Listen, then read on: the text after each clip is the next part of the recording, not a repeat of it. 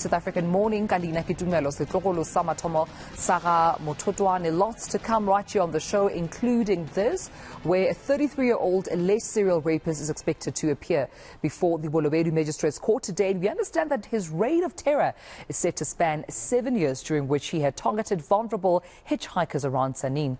ENCA reporter Moloko Moloto is in Kgapane in Limpopo with more on this story. Moloko, good to have you, colleague, and good morning to you. Quite a tragic story of, I suppose, those victims having to see the perpetrator still not behind bars, not held accountable for many years, evading the police. But what's the very latest you can tell us about the suspect out from Tzaneen?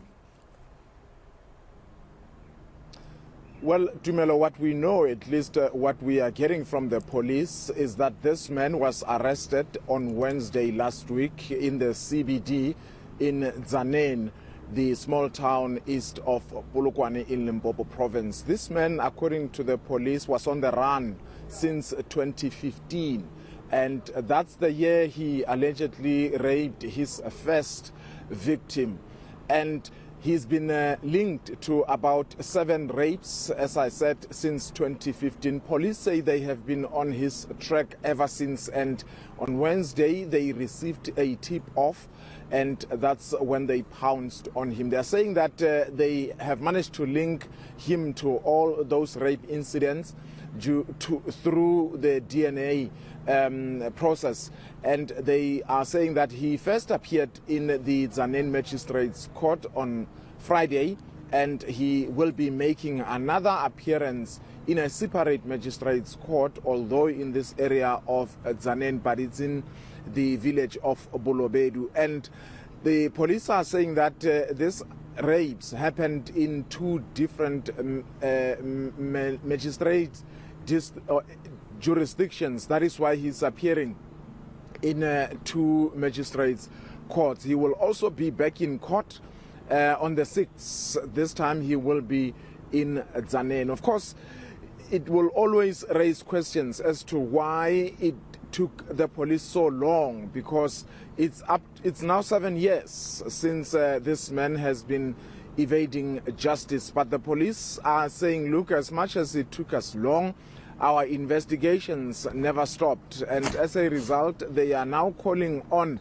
the members of the public who possibly might have fallen victim to this suspect to come forward. And they are saying that while at this point in time he faces multiple rape charges as well as robberies charges, they are not ruling out the possibility of additional charges, because one of the victims, according to the police, was hacked with a machete. So we don't know whether that could be a charge, perhaps assault GBH or attempted murder.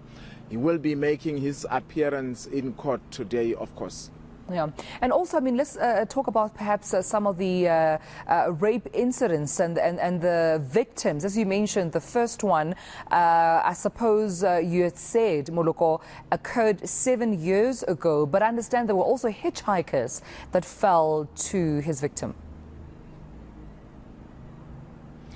So his modus operandi really was to attack women who were vulnerable, who were hitchhiking in the main in Tzaneen, going to places such as Kgapane and Phalaborwa. So he would approach such women. According to the police, he would sometimes drag them onto the bush, and that's where he raped them. And we managed yesterday, Tumelo, to speak to a criminologist, Professor Kolofelo Rakubu from the Tshwane University of Technology, who was just trying to help us understand the mind of serial rapists. And she was saying that, look, these people deliberately plan to commit this crime. So it doesn't happen by mistake. They plot and they plan. And she was saying they at times are very intelligent people, because they are able, at least for some time, to take advantage of the weaknesses within the criminal justice system, because once they commit the first rape and the second, they know that chances of them being arrested quickly are almost non-existent. And she was also pointing out that it speaks to the weaknesses within the criminal justice system, but also, even though she says they choose to commit these crimes, we must also understand that they are shaped, their views are being shaped by the society from which they come from, saying that in South Africa we know that patriarchy is well entrenched, wherein men tend to have a sense of ownership over women, knowing that they are powerful, and as a result they decide to do whatever they want with women, something that obviously is quite wrong. And she was basically saying that the police will obviously have to come up with more methods to cap these crimes before they get out of hand. But importantly, she was saying we as South Africans would need to confront our cultures, our traditions, the manner in which men have been raised and have been indoctrinated to believe that they are superior to women. All right, we'll leave it there, colleague. As soon as there are other developments, we'll be sure to catch up with you again.